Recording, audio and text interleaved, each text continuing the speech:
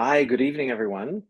Thanks so much for joining us for our webinar this evening, a master class that we are calling The Case Against Lies, Wisdom from Augustine. This is brought to you by the Augustinian Institute at Villanova University and our good friends at New City Press and Focolare Media, who are ongoing partners in this important work. And so we're grateful for all of them, and we're grateful that all of you could be here and spend an evening with us thinking about these things. My name is Jamie Smith. I teach philosophy at Calvin University, but this semester, I have had the immense privilege of being the Thomas F. Martin Fellow at the Augustinian Institute at Villanova. And it's just been an incredible privilege and joy and delight. And so it's fun for me to be host and moderator this evening alongside so many of the illustrious staff from the Augustinian Institute. All of whom are experts who have much to share with us. I'll introduce them a little bit later as we dive into the material.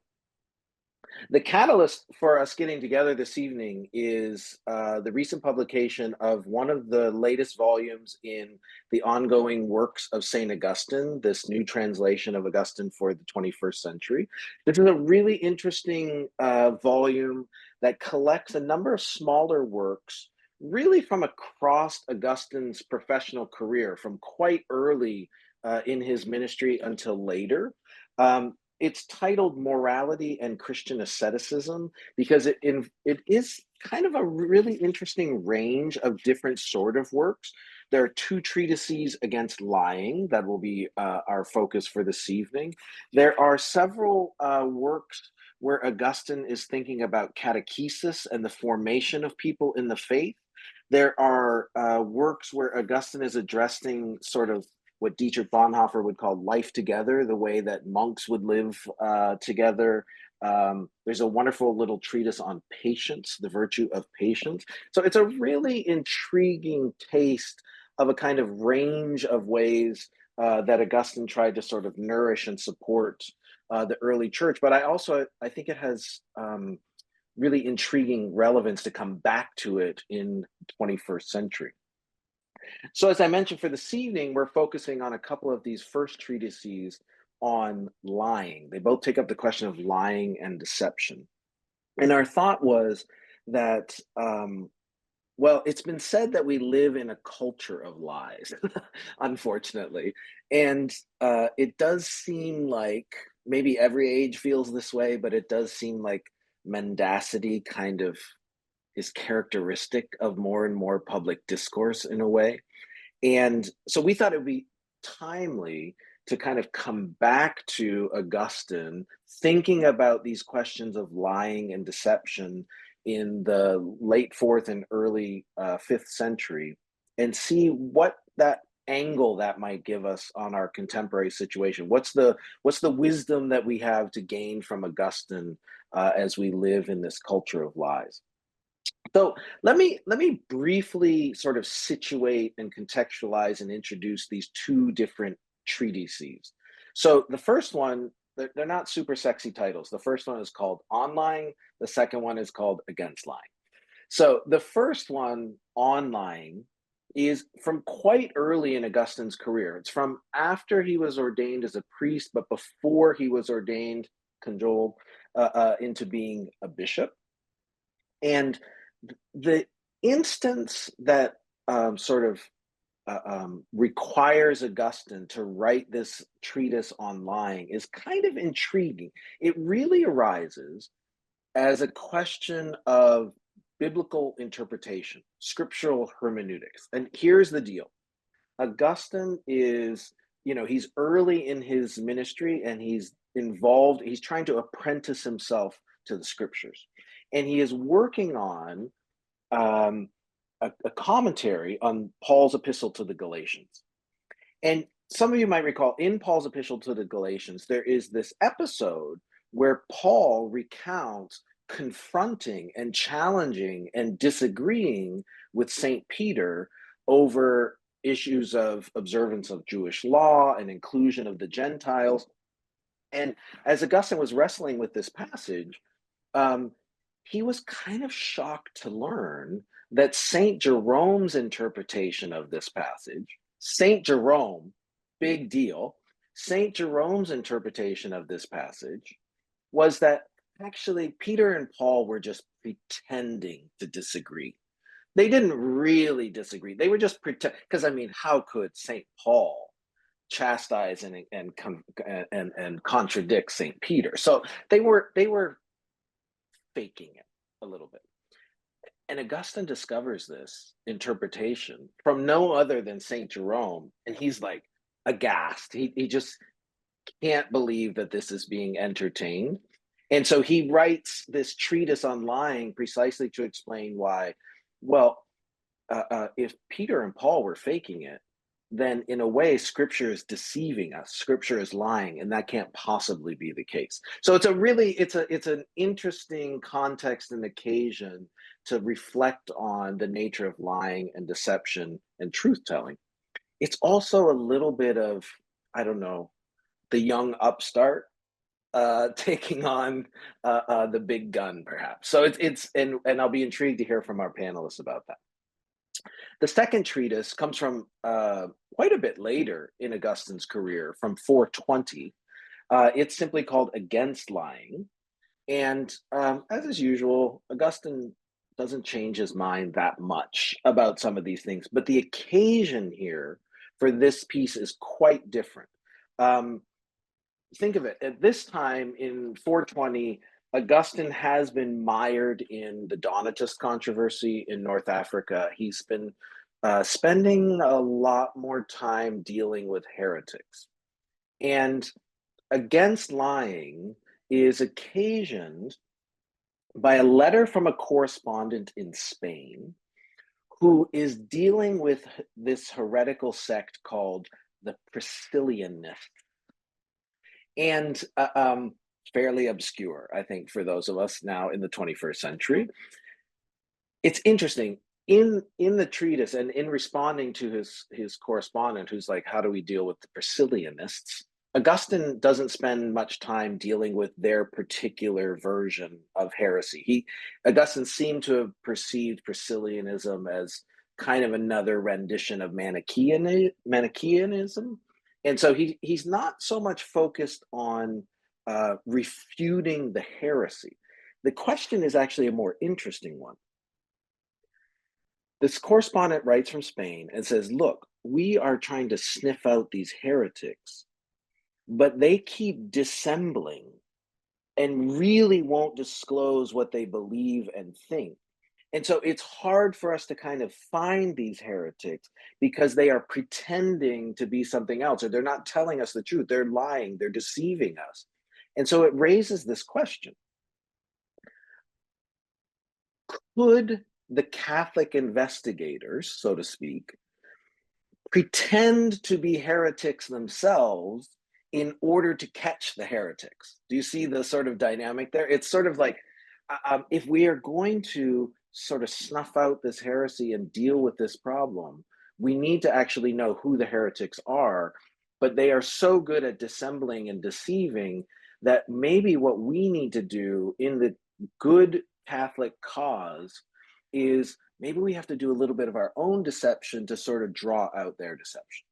And so you can imagine how this is sort of an instance of a much broader moral question of whether the justice of our cause justifies unethical means to achieve those just ends. This is a perennial question and problem.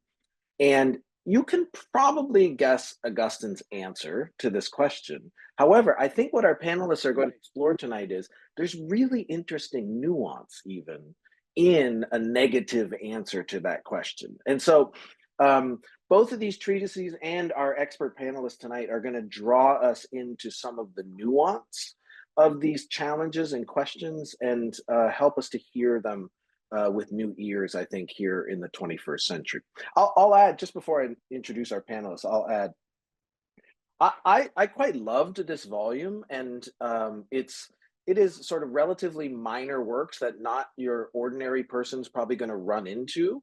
And I think they are a beautiful embodiment of why Augustine is an example of what Cornell West calls an organic intellectual. I don't know if you've ever heard this phrase before of an organic intellectual. What Cornell West means by that phrase is someone who is an intellectual for the sake of their community. That is, uh, um, Augustine is an organic intellectual because he regularly puts his gifts and his learning and his expertise and his philosophical acumen in the service of questions that the community is facing and and challenges that the community is facing. And I think it's intriguing to me how much of Augustine's wisdom emerges occasionally. You could say, I don't mean like episodically or periodically. That is, how much of the wisdom we have from Augustine is occasioned by questions, dilemmas, challenges that arose for his community at a particular place, at a particular time. And he wants to be, I think, a servant intellectual in many ways. He wants to put his intellectual expertise in the service of the questions that his community is wrestling with. And I think that's really exemplary. And it's something that we could also learn from. So let me introduce our panelists. You're going to get to hear, this truly is a master class, by the way, because these are all masters of St. Augustine. And what we'll do is we'll hear from each of them in sequence. But as you're listening, please be thinking about questions that you have. And at the bottom of your Zoom window, you should see a Q&A button. And if you have questions that you want to ask, put them into the Q&A channel. If they're a question directed to a specific panelist, note that for us. If it's a broader question you'd like to hear several panelists reflect on, that's fine too. But put your questions there in the Q&A, and then at the end, we'll come back and we'll respond to your questions in that way. Our panelists, this will be the order that you'll hear from them from. First of all, Colleen Mitchell. Colleen is Associate Director for Outreach at the Augustinian Institute. She is also currently at work on a fascinating book on Machiavelli and Augustine, which I think is a really interesting intersection to then come to this question of lying. And so we'll hear from Colleen first. Second, we're going to hear from Ian Clausen. Some of you might recognize that name because he is editor of that invaluable journal, Augustinian Studies, to which so many of us are indebted. Thanks for all your good work in that. Ian also teaches in Villanova's long-standing prison education program, and I think part of what he'll reflect on tonight is going to draw on that experience. Third, we'll hear from Jim Wetzel, Augustine scholar extraordinaire, and director of the Augustinian Institute, and really the sort of brains behind this whole operation this evening. And then we'll hear in conclusion from Father Alan Fitzgerald. He is director of special projects at the Augustinian Institute, but I'm going to guess that most of us recognize him as that editor of the magisterial encyclopedia Augustine Through the Ages that we all turn to when we run into things that we don't understand, and we are so grateful for his work. So I'll turn it over to our panelists, and I'll come back at the end when we have Q&A. Thanks everybody for being here, and thanks Colleen. Okay, hello everyone. Thank you so much for being with us today. Jamie, can you bring up the first slide, please? So I'd like to begin by picking up on something that Jamie said about the idea that we live in a culture of lies. And I think that this might read somewhat true just in our own kind of interactions with misinformation, with public distrust, with ideas of ideas being rigged, also with questions about legitimacy.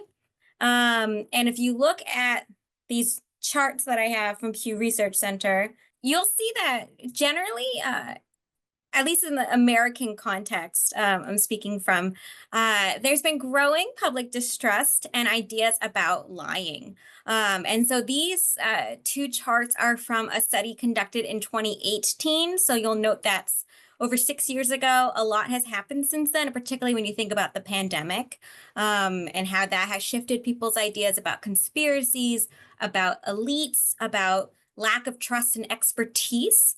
But you see that generally, their public trust is shrinking.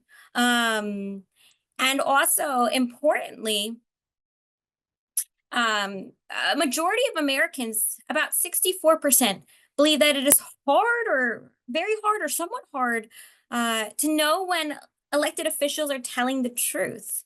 48% believe that to be true when using social media. And even 30% believe it to be true when they talk with people they know. So neighbors, friends, family members, acquaintances, people are very concerned about whether or not they're speaking truthfully. And I think that this could be very much discussed today as to why there's so much lessening trust between us, not only right between us and our elected officials, but between us as citizens and neighbors. But the truth is that there was a lot of questions about trust and about lies in Augustine's time. In the Confessions in Book 9, Augustine says that he quits his job as a rhetoric professor, partially because of his conversion, but also because he had been growing uneasy about the task of teaching rhetoric. He tells us in Book 3 that he taught his students the tricks of the trade, which generally we know rhetoric professors teach people how to make the worst arguments sound better. And while Augustine says that he tried very hard to do his work honestly, that his students nonetheless loved worthless things and sought falsehood.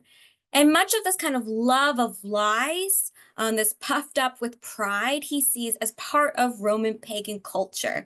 So despite our many, many differences between us today in the 21st century and Augustine in the 5th century, there's this kind of sharedness, I would say, in the way in which we are drawn to lies, whether that's in the theater, which we all know Augustine has a lot of qualms about, but also from our elites, right? And from each other.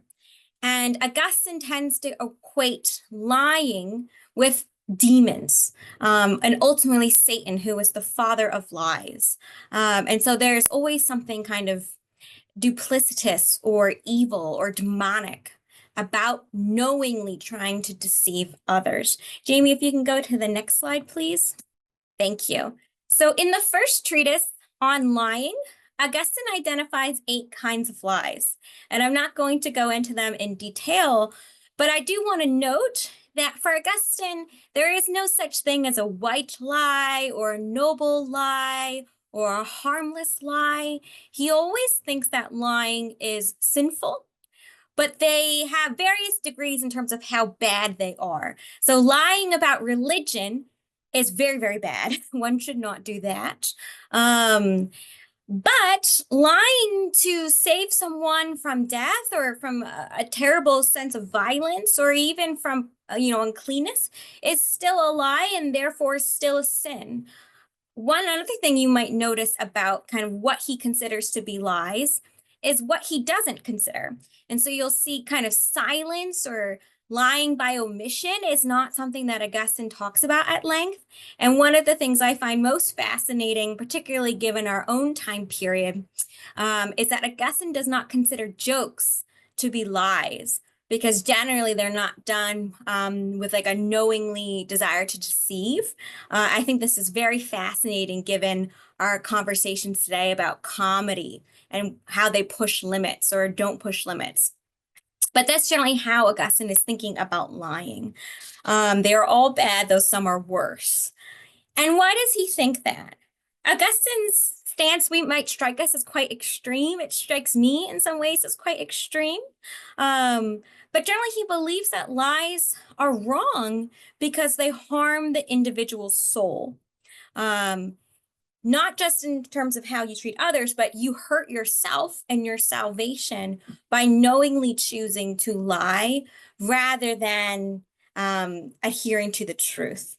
And moreover, Augustine suggests that when you lie, particularly for trying to get some sort of advantage or to avoid some sort of harm, what you are doing is putting the temporal good before the eternal good. And so even in cases where he would say, oh, I could lie in order to help someone or protect them from something, what you are doing is putting their temporal good before your own and to some degree their eternal good. And so as you are lying, as we're thinking about these things, we'll always have to weigh kind of not just our present, right, but our hopeful future as citizens of the city of God. Um, and I think that this can be challenging, especially as we are thinking about how we should operate today. And so, Jamie, next slide, please. You talked about this a bit in your introduction, which was very helpful. I also want to mention in the volume, Morality and Christian Asceticism, the introduction by Robert Kennedy to the next text against lying is very helpful for briefly laying out the Priscillianist episode and why Augustine's responding to that. So hopefully when you buy the volume, you'll be able to see that helpful introduction before you get into the text. But as you can imagine, Augustine anticipates someone saying, Augustine, I understand why lying might be wrong, but isn't it the case that, by lying, which the Priscillianists are already doing, we could, fight against them better, right? That we could use those methods as a way to serve the truth and the church, which would be helpful, right? In some ways, the church is trying to fight against heresy with both hands tied behind their back. Wouldn't it be helpful to try to at least have a fighting chance? Jamie mentioned that I study Machiavelli. Of course, Machiavelli would say, right, one should do whatever one can to try to help one's goal, right? Especially lying, because he's no stranger to fraud. But Augustine, I think, gives us a really compelling reason why we should think about not doing this, which is essentially this idea that lying, no matter how expedient it might seem to us, will always be the wrong plan because it doesn't make sense to kind of fight blasphemy by blaspheming, right? And if you try to fight against falsehood and heresy by imitating falsehood, you are kind of undercutting your entire goal. And so Augustine argues that this is not what Christians ought to do. We could say, going undercover the way we might imagine an FBI agent doing is simply, right, sinking to their level. And so Augustine's advice to us, as difficult as it may be to think about, is to never kind of stoop to their level. No matter how dastardly the tactics of our perceived enemies or opponents, we should always try to maintain our own sense of the truth and our own path to salvation.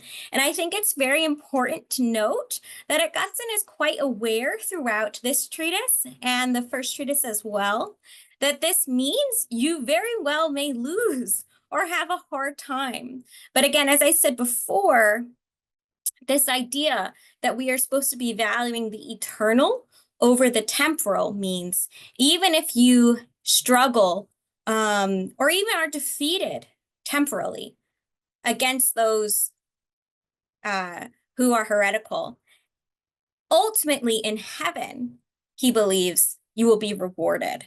And so as he thinks about lying, as we think about lying, I think it's important to kind of put Augustine in conversation with consequentialism. And say, for Augustine, lying is not ever really about its effects, right? No matter whether or not you could prevent a tragedy or even flatter a friend, right? You should not choose to lie because the goal is not to think about the effect of the lie, except in one important instance, which is what effect it might have on your soul. And ultimately, Augustine, I think, really powerfully, and in some ways, it might really challenge us against what we think is right, right? But he's challenging us to say, The integrity of my soul is what matters more than any sort of earthly outcome. And that's because that is what God is asking me to do.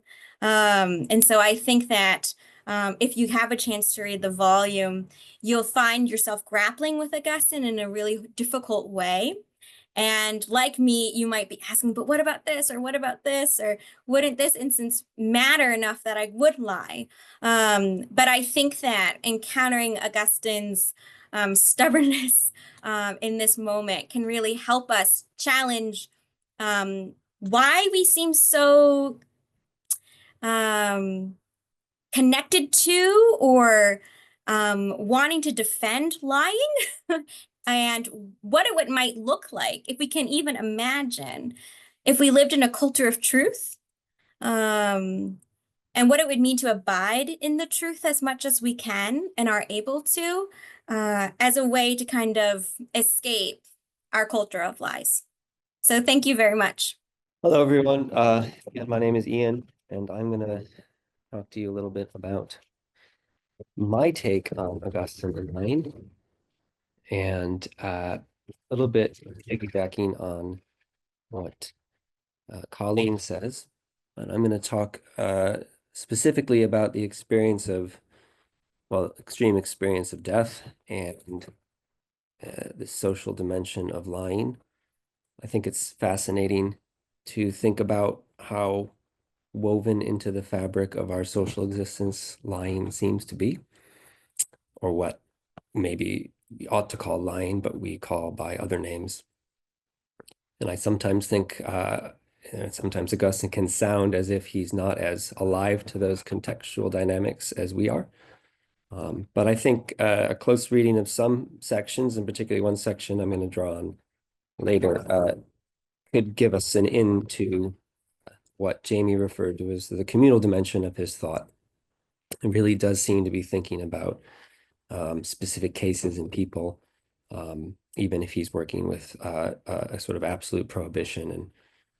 And so here are my remarks. So I've been reading with my students the short story by Leo Tolstoy, The Death of Ivan Ilyich. Now, if you've never read the book, let me tell you about it. It's about a man called Ivan Ilyich, and he dies. It's the death of Ivan Ilyich. There's a little bit more to it than that. For Ivan's death is a drawn-out death, one whose cause is medically unknown and never fully identified. And the extended period of dying gives Ilyich plenty of time to reflect on his life. And one thing he abhors about the dying process is just how much everyone around him, his wife, his kids, his friends, his medical doctors, and even at times himself, seems unable to confront what's happening to him, unable to tell him the truth. So I want to just read a brief paragraph from from the narrator's point of view about what Ivan is going through. Ivan suffered most of all from the lie which for some reason everyone accepted, that he was not dying, but was simply ill, and that if he stayed calm and underwent treatment, he could expect good results. Yet he knew that regardless of what was done, all he could expect was more agonizing suffering and death. And he was tortured by this lie, tortured by the fact that they refused to acknowledge what he and everyone else knew, that they wanted to lie about his horrible condition and force him to become a party to that lie. I think most of us can appreciate the incredible strain that dying places on our normal ways of relating. We stammer, we get tongue-tied in the presence of the dying, and we reach for cliches and platitudes to fill the silence, while the silence itself seems to threaten us with something.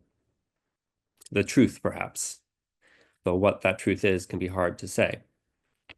So here's how I think about it. Truth, capital T if you want, is the primary condition of all social communications. Death, however, spells the end of all communication. So that to speak the truth at death seems to pronounce the last word.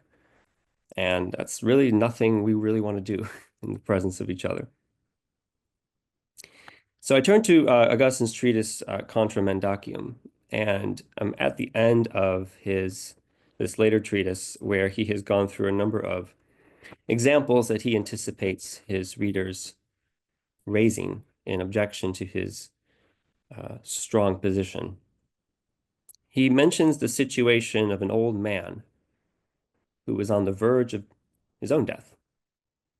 This dying man has a son whom the father fears has died.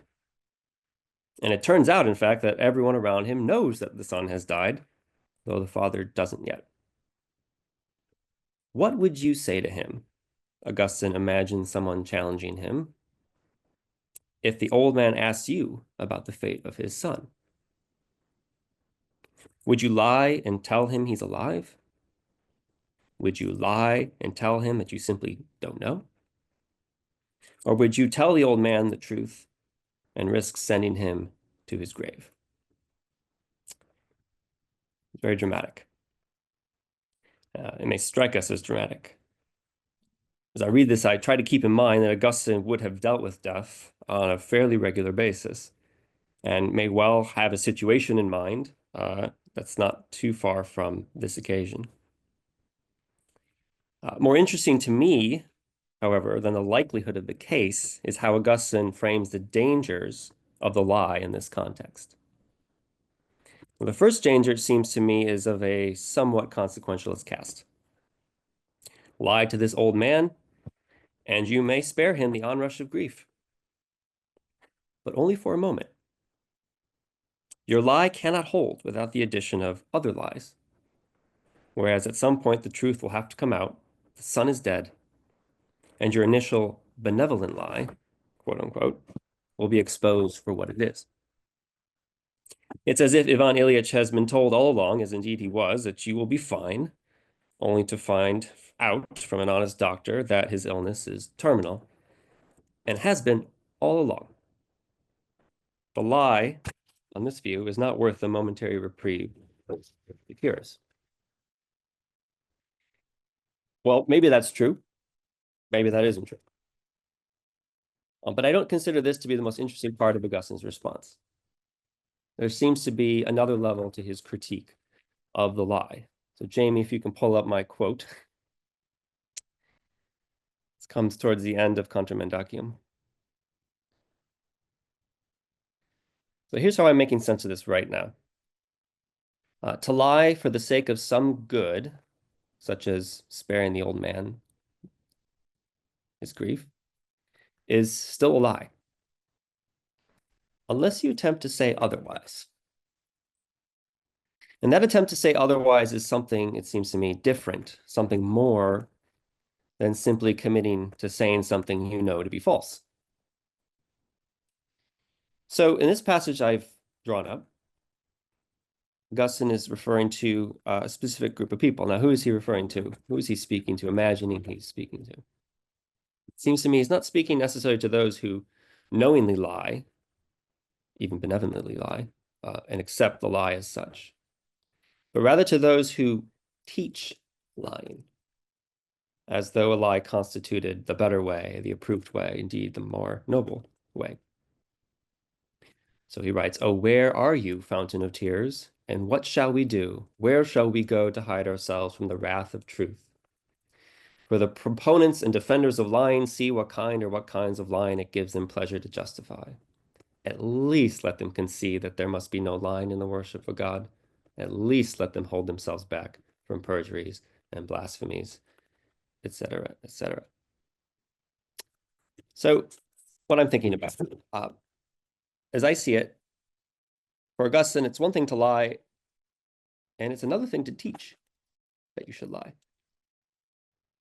And the latter, teaching, seems to me actively deprives, he fears, he deprives us of our most essential response to the wretched condition of this earthly life. Conditions that will tempt us and may even force us to lie. And that response is lamentation. You can't lament what you refuse to name and confess. Which may help us explain our friend Ivan Ilyich, what he's forced to endure, which is in part his own doing if you read the tale, which is the absence of any community prepared to join him in his lament. Or as Augustine would have it, "Oh, where are you, fountain of tears?" That's all I have to say about that. And I've saved the other part about the prison education maybe for a little bit later. But the role of lamentation in line, the wretched condition that I think the prohibition against lying has at least that in view as well, that we need to be able to name these things for what they are rather than justify them in the name of some higher good. Thanks. Thank you, Ian. I just have a short reflection to share with everyone that mostly reflects my struggle with Augustine's teachings on lying, which I find neither simply obvious nor simply objectionable. But here goes. Faced with Augustine's absolute condemnation of the lie, I find myself trying to pair the worst possible atrocity I can imagine with the lie whose badness is less bad than the badness of the imagined atrocity. Usually, the atrocity has something to do with the suffering of my children and with the demonic agent who proposes to leverage that suffering against my resolve always to tell the truth. I think I have enough self-knowledge to know that if faced with the less hypothetical threat to my children's well-being, I am likely to junk my honesty in favor of a useful lie, and nothing that Augustine says about the second-rate goodness of a merely temporal security is going to convince me otherwise. But notice what my habit of imagining is having me do. In my attempts to imagine the good lie, I gradually condition myself to believe that truth has at best an accidental relationship to goodness. Sometimes, I note, the truth is a good thing, as when I see my children thrive. But often the truth seems not to be so good, as when threats to those I love begin to gather. It's hard, in the thick of the variability of value, where things are sometimes good, sometimes not, to know what end is up. And that, I suppose, is why, when trying to imagine a good lie, I tend to focus on a terrible truth, a truth hypothetically stripped of all goodness. It is out of fear that I imagine that fearfulness brings clarity. I have read Augustine's two treatises on lying a number of times over the years. They are not my favorite books. They were not Augustine's favorite either. He called the earlier treatise on lying obscure, complicated, and altogether irksome. But more recently, and with the benefit of being able to consult Robert Kennedy's clear and elegant translation, I have begun to appreciate what Augustine is offering us in those treatises. Namely, an invitation to stop fixating on the usefulness of lying, which is familiar terrain to most humans, and start reckoning with the evil. What, in other words, is the good that liars risk losing? If I am reading Augustine right, the worst lie possible, the lie that, so to speak, brings down the house, is the lie that convinces someone that God is a liar, and so that truth itself is a lie and never to be trusted. But as I try to imagine the big lie, the lie that is irredeemably evil, I find myself at a loss. Consider Augustine's definition of what it means to lie. And Jamie, if you have the slide for that, people can look along with that definition. That's it. So this characterization of lying hails from the early pages of On Lying. That person lies who has one thing in his mind and states something else, either by words or signs of any kind. That is why a liar is said to have a double heart, a cor duplex. That is, a double thought. One thought is of the thing that he either thinks he knows, that he either thinks or knows to be true, but does not set out. Another is of the thing that he sets out in place of that thought, either knowing or thinking it to be false. In his characterization of lying as expressive of a double-heartedness, the saying of one thing and the believing of another, Augustine captures well the core motivation of many liars, the habitual ones especially. When I lie, I keep to myself my own sense of what the truth is, of what my truth is, and to others who would potentially challenge and modify my truth or even affirm and enhance it, I offer an image or a persona of the truth, something I would have them believe. It isn't so important what I get others to believe. What is important from my liar's point of view is that I get others to confuse their sense of reality with my power of invention. The driving motive here is twofold. I want to be able to secure the boundaries of my selfhood, to be self-determining, and I want to be able to engage with others. From a human point of view, double-heartedness is a form of conservatism. I want to engage with others, but I don't want to risk being changed by the engagement. And so I serve up a self that is hedged in with lies, my lies. You tell me that I cannot truly engage with others that way. I remind you, no lie, that the world can be a threatening place. You remind me that I am supposed to be talking about the big lie and not the practicality of lying. Fair enough. But what would God's experience of double-heartedness be like?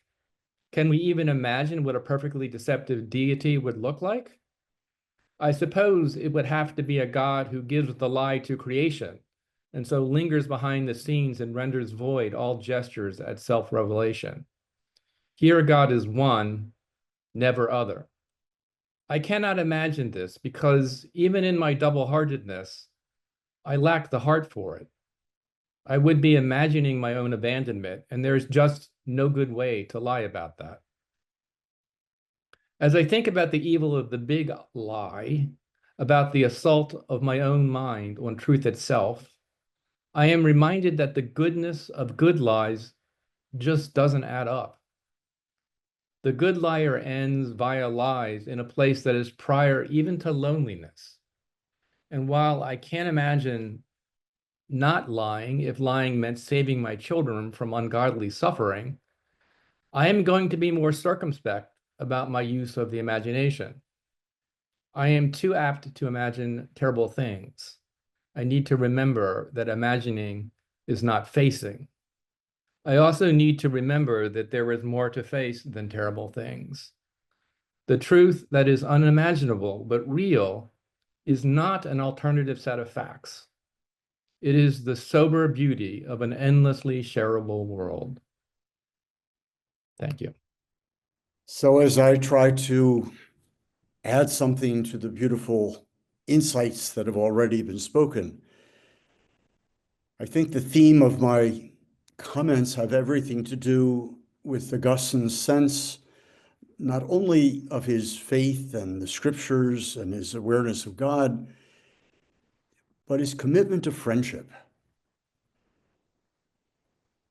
I think the fact of when Augustine began to be a member of the community of the city of Hippo and discovered that the leadership, especially of the community who called them, who seemed to follow the orientation of Donatus and came to be called Donatists,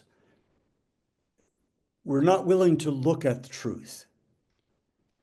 And therefore were not willing to engage conversation with him and to begin to overcome, if indeed that would have ever occurred to anyone at that time, the separation between sometimes husband and wife, but certainly between one community and another. So it seems to me that the openness to lying is a normal, everyday human temptation. And there was just no way for Augustine not to talk about it, but especially because in the everydayness of his life, where he was basically the object of much reproach from a group of people who even at one point tried to assassinate him. He had to insist upon the importance of being true. So in his treatise on lying, he says, those for whom lying is never right present a much stronger case than those who don't. First of all, in their use of divine authority, since in the Decalogue it is written, you shall not bear false witness. And he finds another passage from the Book of Wisdom. The mouth that lies kills the soul. It can sound terribly abstract, but it is really what Jesus Christ said when he's quoted by Matthew as saying, there should be yes, yes, no, no in your mouth. Anything beyond this is from the evil one. So if lying is admitted as acceptable in certain situations, then human relationships would find it much more difficult, not only to trust one another, but even in theory to become friends. So Augustine cites a phrase from Paul, putting aside lying, let everyone speak the truth with his neighbor, because we are members of one another.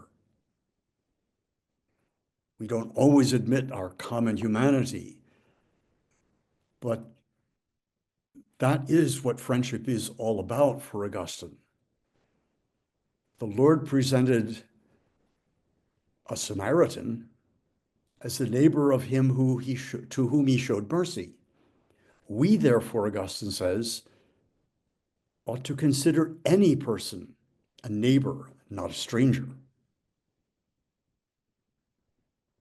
And if everyone is a neighbor, then no one is to be treated falsely. So the main problem is not the effect of a lie on another, but as Jim just said, the problem of duplicity itself. Self-deceit is also refusal to hear the voice of God within. Or as Augustine will say, every liar is not of Christ. So for Augustine, the requirement that we speak truth is not so much a moral requirement. It's an invitation for everyone to be faithful to their own heart. For the mouth that lies kills the soul, from the Book of Wisdom. In his treatise on against lying, he says, person speaks the truth just as it is in his heart, because that is how he believes it. And as it is in his mouth, that is how he ought to proclaim it.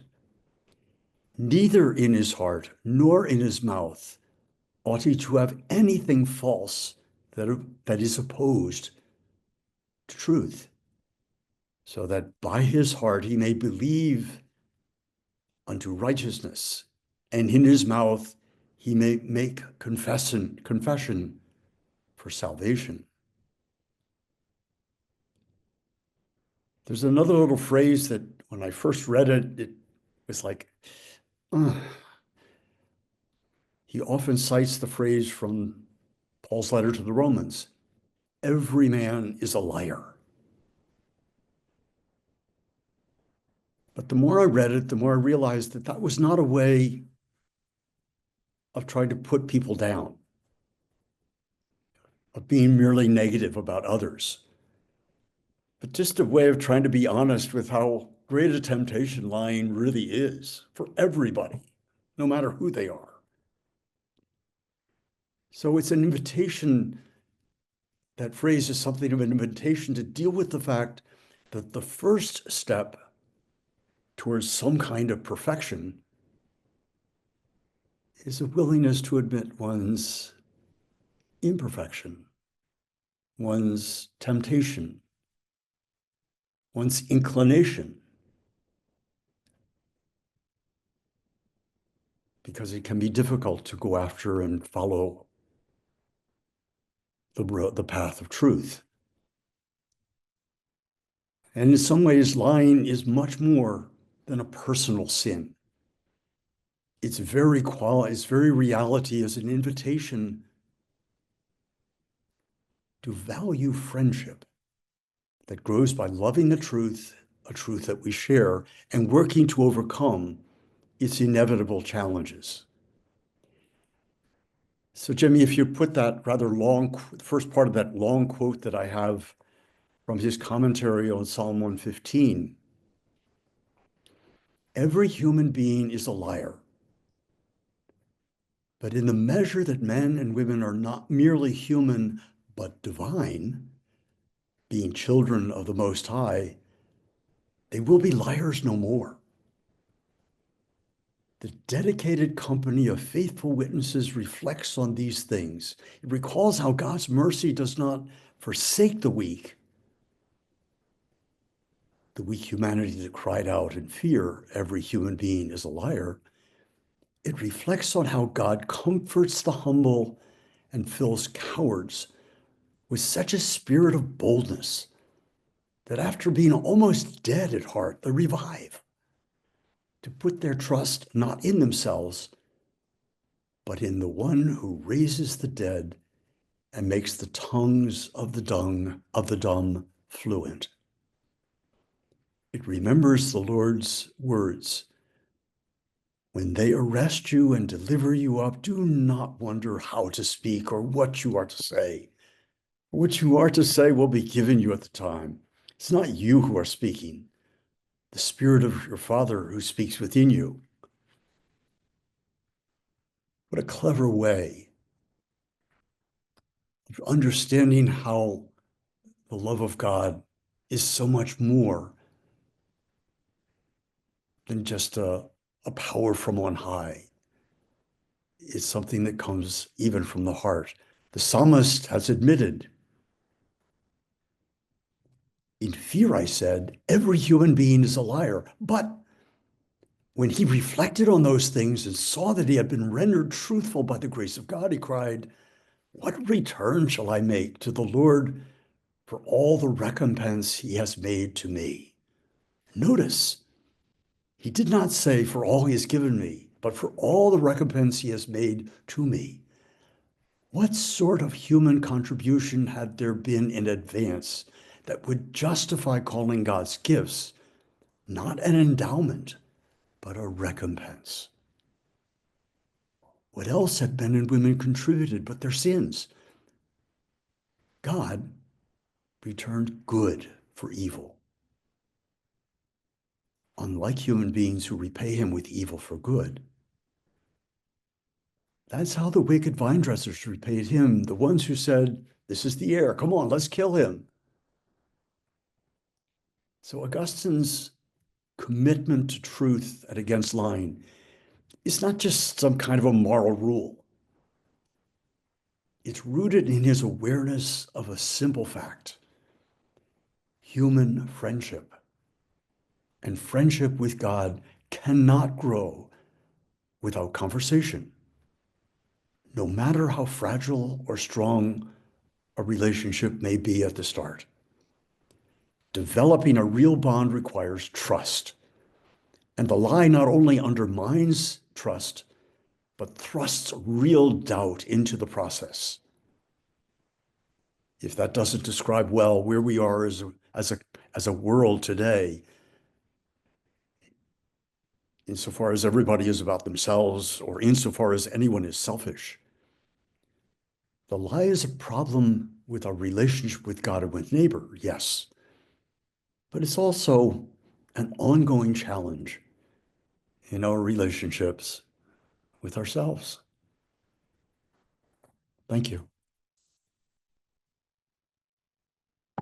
Thanks, Father. Thanks so much to all of our panelists. What a wonderful array of angles and reflections on these treatises from Augustine. Also, big perennial questions that we face about trust, friendship, living in community, facing the invitation to live truthfully, and thinking with Saint Augustine in this way. So that was really wonderful. Thanks. A reminder that this is being recorded. So if you know friends who might also profit from this conversation, the recording will be available, I think, after tomorrow. So that's all to come. We do have some time for questions and answer. And I'll remind you, if you have a question you'd like to pose, please place it in the Q&A section channel that's available at the bottom of the Zoom window.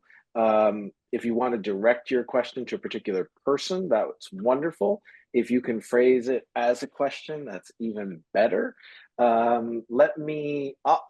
I'll pitch these questions to you. I'll voice the questions for our panel, if that sounds okay. First question: someone sincerely believing and expressing what you know to be a lie. That's not lying, right? In other words, there's a question here. I don't know if this isn't for anyone in particular, but does anybody have a sense? How would Augustine think about the person who does not know they're lying because they believe it's true? I feel a little Seinfeld episode creeping into my back of my mind here, but does anybody, what would Augustine do with that? If somebody actually sincerely believes it's not a lie, how would he parse that? Anybody? Oh. Colleen, go ahead. It's great. Okay. Jim also has his hand raised, but maybe he can add something. Go ahead, Colleen. We can cycle through. Going to the quotation that Jim's presentation had, the idea of the double heart. If in your heart you believe that what you are saying is true, even if it's false, you did not knowingly express a falsehood, right?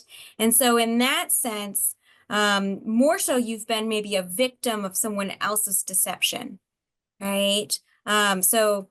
You have this belief that you believe is true, but it's not.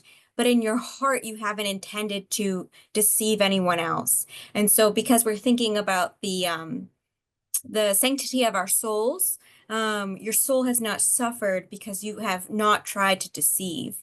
And I think that this question, looking in the chat, also asked about fiction, which is a really interesting part. So the question asked, are there those who think that any fiction is a lie and therefore must be avoided? And not necessarily at length in these two treatises, though he does talk a little bit about particular moments of scripture that are quite important for how one may be evading the truth. But you can think of Christ's parables. Are they lies? Because, he says, a son of a man or something. And I think he would say, no, that you're allowed to tell fiction.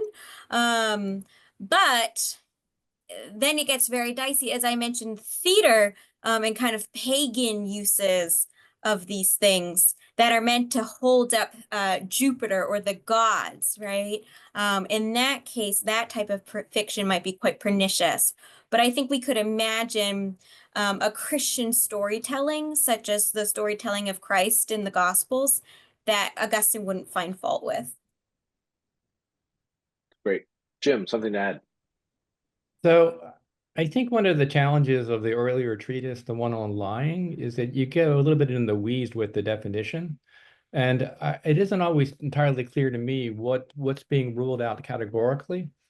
Like Colleen, you mentioned that he doesn't think that of jokes is lying. I think given his definition of duplicity, I'm not so sure that he's entitled to that exemption. The root idea I take from the earlier treatise, and I think the later treatise is compatible with this, is just more interested in clarifying the scriptural witness on the position that Augustine wants to advocate. It's really being of two hearts.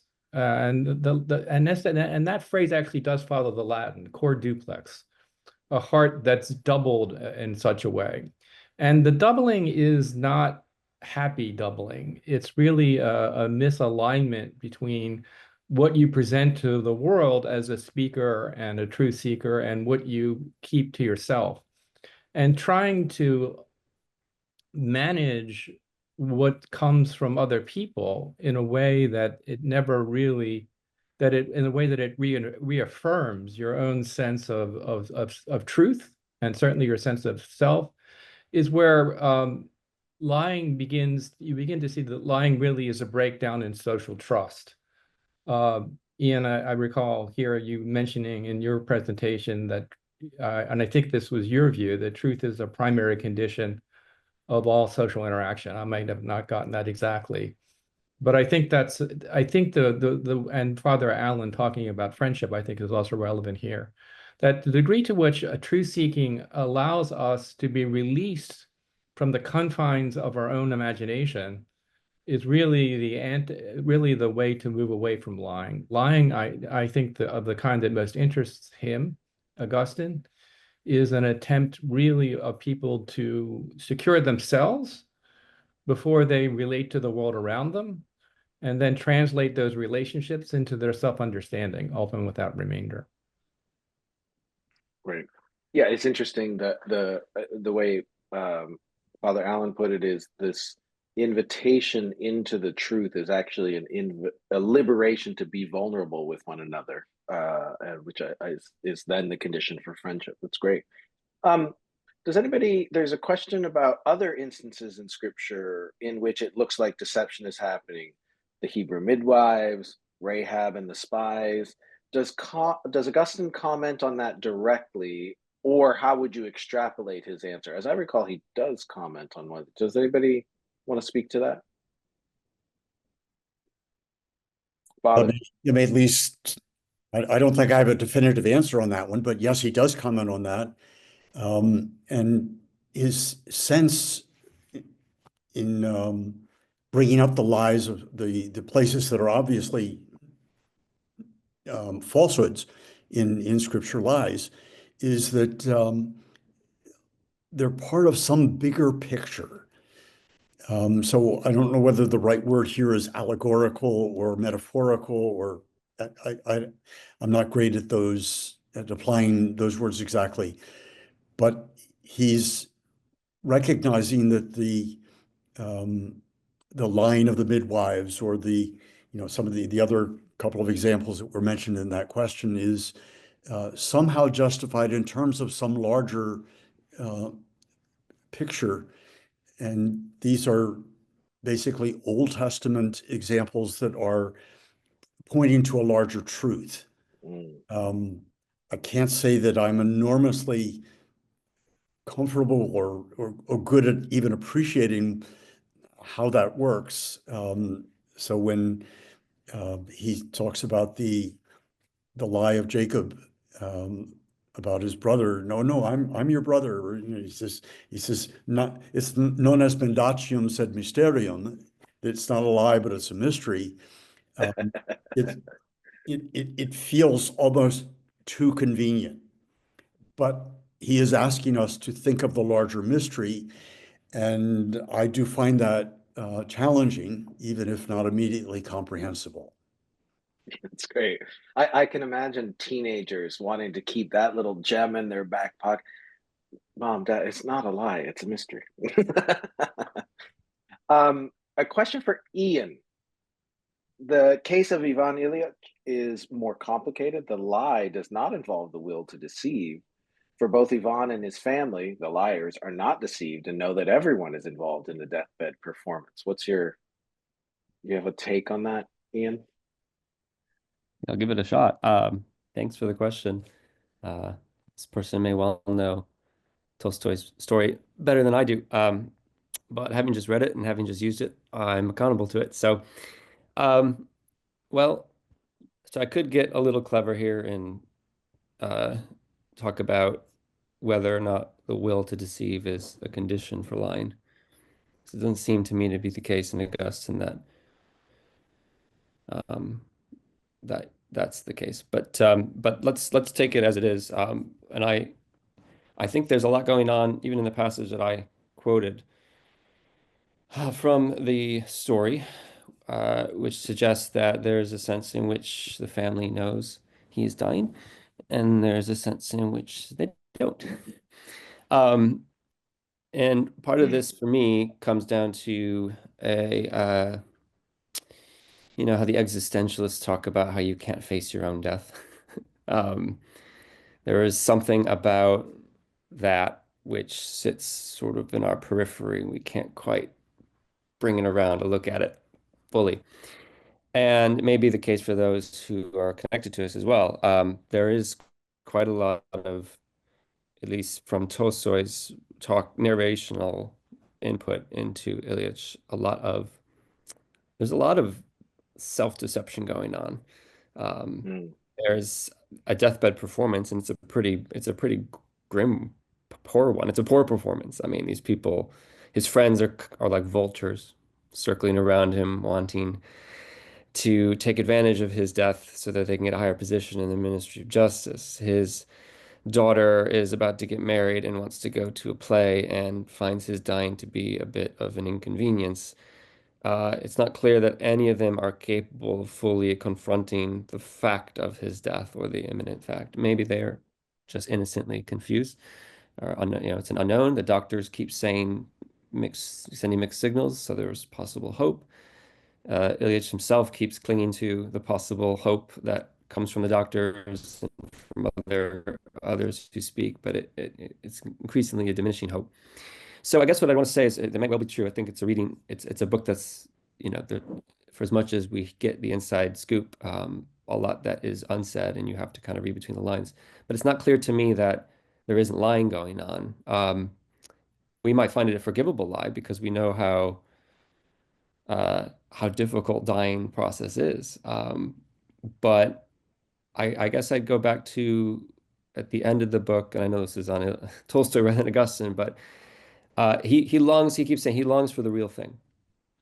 So I ended that little thing of mine, wondering about how truth-telling in these circumstances allows for lamentation and true and genuine grieving.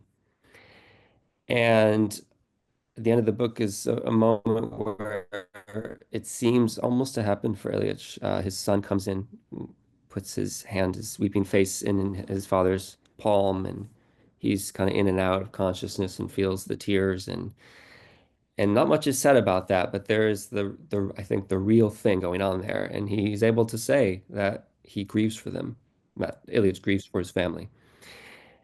So truth starting to penetrate into his, I think, consciousness and actually his recognition of other people.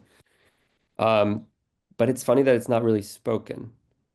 And so maybe this is another dimension that Augustine could talk about. I mean, I think Augustine was a very emotional man, and a lot of truth gets expressed probably through his bodily gestures. And I think of the famous conversion scene in Confessions where he talks about his bodily gestures in a way that is Alypius, his friend, is staring at him saying, what's going on? But it's communicating this truth of his condition. So that's not an answer to shut down the other question. You may well be right. Maybe they're not lying. Maybe we ought to be in circumstances of grief more forgiving than Augustine would allow us to be. But I do think and Tolstoy is pointing to something also true, which is that our ability to grieve isn't always helped by half-truths or sort of empty platitudes or even wishful thinking. So, Great. I think this next is a question for Jim. If lying is double-heartedness, a duplex heart, what's the difference between lying and irony? Saying one thing, thinking another. Jim, you have a take on that? Irony would be one example of a double heart. I'm not sure I quite go with or even fully understand how the scope of Augustine's definition of lying. And I said before, I think it has to do with the way a disposition towards controlling how one comes off to other people can lead to the sorts of distrusts that ultimately feed a culture of the lie. I wouldn't. I personally would think of irony not as that kind of duplicity. But I mean, I think what I have in mind, I mean, and partly this goes back to what Colleen mentioned about Augustine and jokes. Political satire is, I think, a terribly important and truthful form of irony. I don't think it involves a kind of duplicity. So, but this is me just trying to think in the wake of Augustine. I honestly not sure what he would say about the ironic. I think sometimes he tries too hard to make his definitions fit, and to make his point of view completely scriptural.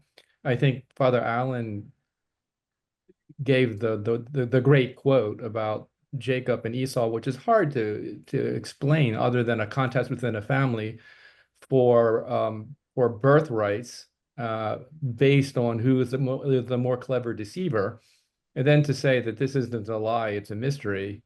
Well, it's a mystery what Augustine means, I think, at that point. So, I mean, so the short answer to your question, and I appreciate the question, is I think that I think that irony is not an area that he looks at very carefully. I think in many ways he's a very unironic writer. But I don't think it obviously falls under the notion of duplicity that worries him. Yeah, that's great. Yeah, it would require thinking through irony some as well. It's great. Absolutely. Does anybody have a quick take on this? This is, and in some ways now we are starting to think in the wake of Augustine, perhaps. But the question is asked, are there times and situations where there's a distinction between being true and telling the truth? Does that land for anybody as you're thinking with Augustine in these treatises about lying, truthfulness? Being true might not be exactly equivalent to telling the truth. Is that generative for anyone?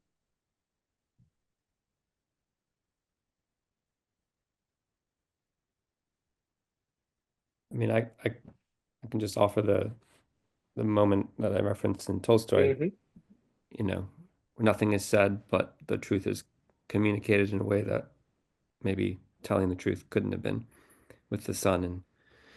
And so in several of these comments later, questions later, talk about the possibilities of silence. Is it always a withholding? Yeah, good. And I have to believe Augustine is, I mean, he writes 5 million words, so he says a lot, but you know, I mean, yeah, so maybe it's a different question. Can you lie without saying anything? You know, sure, withhold if someone asks you and answers your question and you simply don't respond. You could be derelict of your duty there. But yeah, thinking a little bit beyond Augustine, but with him in mind, I think there has to be, and I think we all know times where our presence does more than our language. Our presence outpaces our language, or it's the right thing to do is to not say anything, even in the midst of a demand for something to be said. And I mean, if that's what the question is aiming at, of being true versus telling the truth. But yeah, others may be able to run further with that than me. That's good. That's great. I'm also just keeping an eye on our time. I'm gonna just curate a little bit and make sure that later questions don't get skipped just because they were later. Let me go down a little bit. A question that asks positively then, what is truth? Is it a factual category to inform, which seems maybe like a more modern way of thinking about truth, or is it a moral category to edify? Perhaps that's a more classical. So many perspectives on events, how to adjudicate partial truths from whole truths. Whole truths. Does that, how would we think with Augustine that, what is truth for Augustine if what he's worried about is deception? I'm not sure that I can answer the question the way that it's asked, but aren't we all in some way in a struggle with our own conscience? And isn't this sense of, I may in fact believe something to be true that is absolutely false. And then I need to be informed. I need to have the kinds of relationships that people would tell me that I'm wrong. But that's not a lie. So what is truth? In the ultimate sense, God is truth. And we know as much about truth as we know about God. And that has to feel like it's an evasion of the question. But at least to acknowledge that there's a kind of a mystery or a process of learning what is truth by telling the truth as I know it. So it's not that I can say either or both and. It's more like we're talking about a process of learning what truth is, means learning my own heart. Mhm. And God knows that takes time, and Yeah. it takes a lot of good friends and no little grace. Yes. Yeah, it strikes me Augustine would have a very participatory way of thinking about this, perhaps, right? Like, what does it mean for me to become the kind of person who is more and more participating in God and therefore in the truth? Colleen, this I think resonates with things that you were saying too. Do you want to add to that? Yeah. So in book 12 of the Confessions, Augustine's talking about scripture and how does one know if one has interpreted scripture in the right way. And one of the things he said is that each of us, through gift from God, might have access to the truth in a different way. And it might not be, Jamie, you might not interpret that truth in the same way that I do, but it's not a zero-sum game. And so what we both come to see and understand can both be true, that there can be a variegated vision, a beauty, a harmony of truths that can coexist, because the truth need not be uniform in all ways. And I think that that's a very kind of beautiful way of thinking about the truth, that we all participate in it and that it can be slightly different for each of us, but it ultimately all, as Father Allen said, goes back to God. One thing that I find challenging is the kind of God is truth, the author of all things, and the Satan is the father of lies, and what to make of that distinction.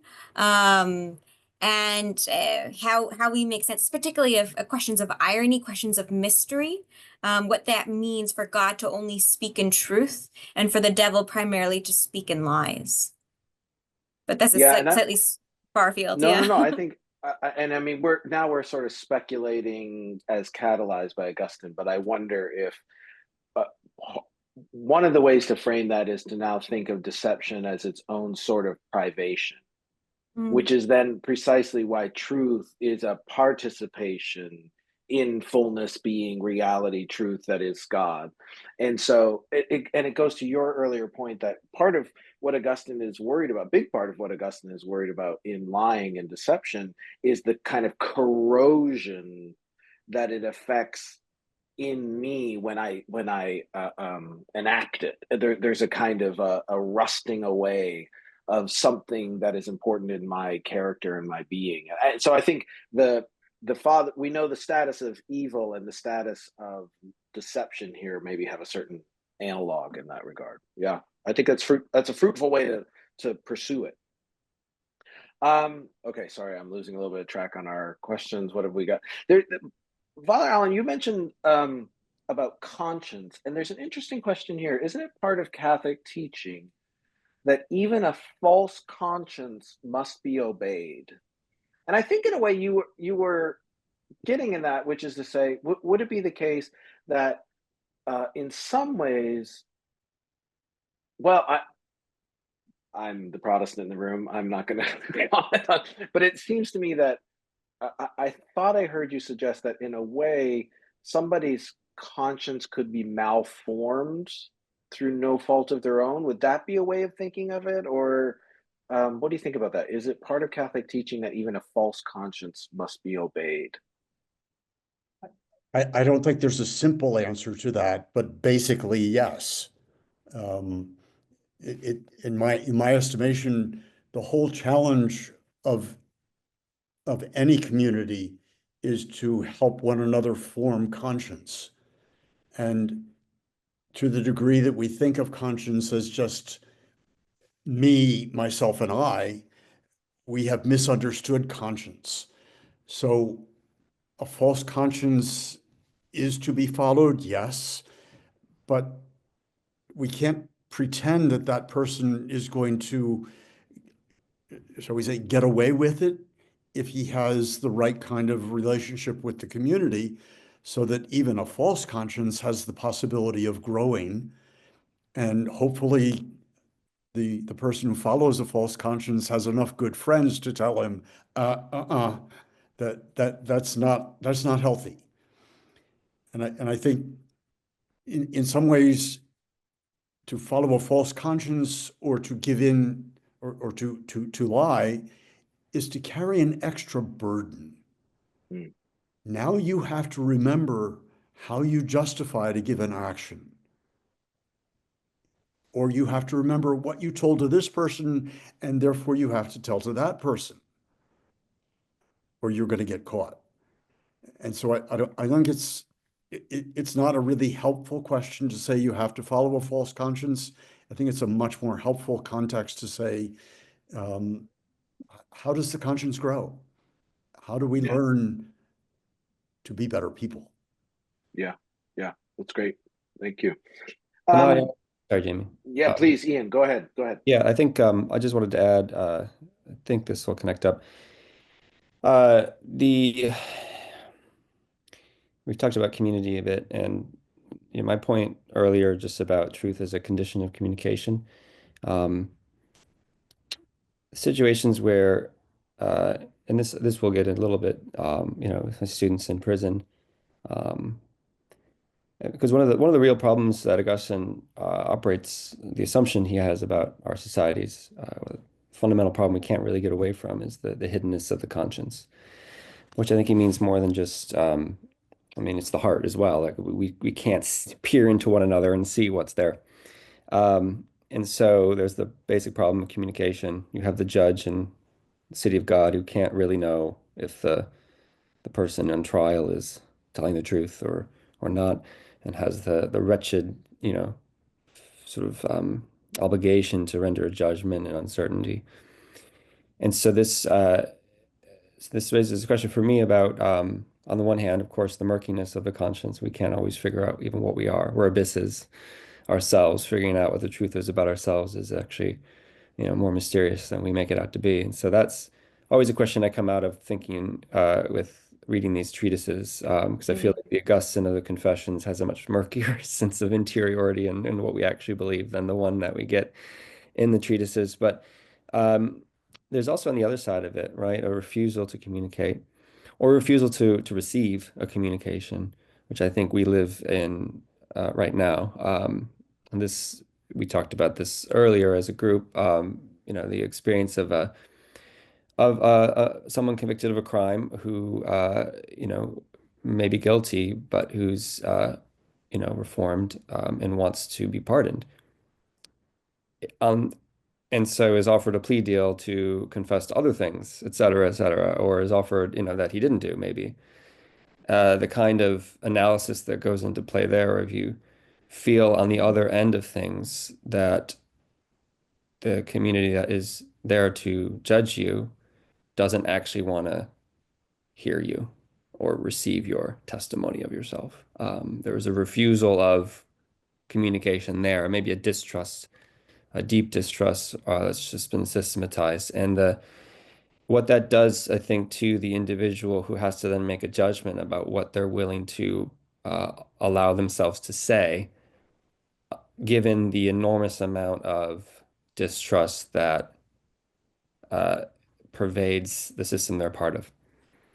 And this can happen, of course, in relationships too. We have people in our lives who just refuse to hear us adequately for one reason or another. How do you? And so we tiptoe around them typically, or we avoid them, or we only share Thanksgiving dinners with them. But it's a real problem. So there's, and that's where I think the wider Augustine can really help us outside of this treatise. I think Colleen's right. There is an intense focus on the individual and what's, the inside of me is corresponding to what I say. But there's also the receiving community, which Augustine's also very aware of.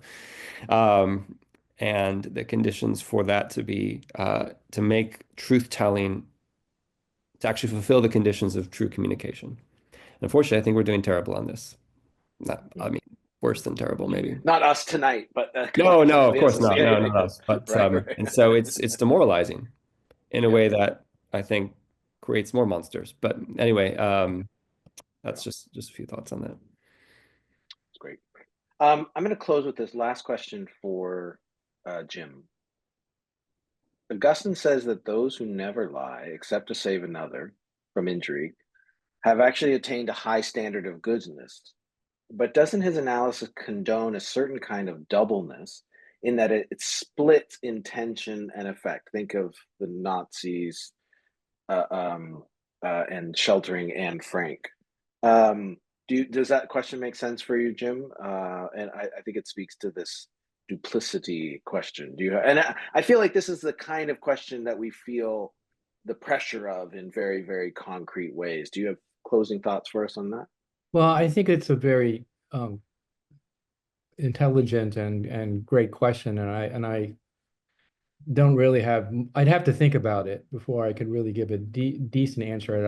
I will say, and this relates to a bit of what we've been talking about, from the point where the notion of being obligated to follow a bad conscience is an obligation of a certain way. One of the I learned a great deal from the treatises on lying. But what strikes me about them, and which makes them different from the writer of the Confessions, is that Augustine doesn't seem to take much into account that growing into truthfulness is a developmental process. And it does require a community, it does require individuals. And the idea, I mean, these debates about whether or not we should answer the proverbial Nazi who wants access to a Jew that's hiding. I think, I mean, the Augustine on lying does encourage us to get involved, to take those kinds of examples very seriously, but I think they're bent because they don't really tell us much about the culture of truthfulness or deception out of which certain choices really emerge. And I think the answer to whether or not we should be attentive to a fractured or a malformed conscience, it's like, well, welcome to the planet. I mean, who doesn't have that? And the way in which we can develop a politics of trust doesn't mean that we just simply don't pay attention to the who is before us and whether or not the person before us really is open to certain kinds of truth, the truth and vulnerability that's required really for a culture of truth. Anyway, I mean, the question leads us, I think, into some of the complexities of political psychology, which in other works Augustine is really, I think, very instructive, but to my mind is harder to get from the lying treatises. Yeah, that's a great reminder too, that these are situated in a wider corpus, the totus Augustinus, so to speak, and to see the richness of that. But I think that's also a wise word to end on, which is what we really want to think about is what kind of cultures would build truthfulness, trust, friendship, vulnerability, and certainly that's what Augustine wants to encourage us in. This is great. Folks, thanks so much for joining us tonight. This has been really great fun. I know you'll join me in thanking our panelists for such thoughtful and sensitive and serious engagements with this. Do be watching your emails so that you can find more information about getting this latest volume if you're intrigued. There's actually so much more beyond reflection on lying in Morality and Christian Asceticism. I think you're going to get an email with a coupon discount code if you want to follow up. If you're also interested in staying connected to the Augustinian Institute, become a reader of the Augustine blog. It's a great way to sort of hear from Augustine scholars reflecting on Augustine in our contemporary context. You can easily find that online. And you might also, if you've never had the joy of looking up Augustinian Studies, the journal, by all means, chase that down and convince your libraries at least to make sure that they have it. Big thank you to our friends at New City Press. Thanks so much for managing all of this for us. Thanks to all of you, and peace as you go. Thanks, everyone.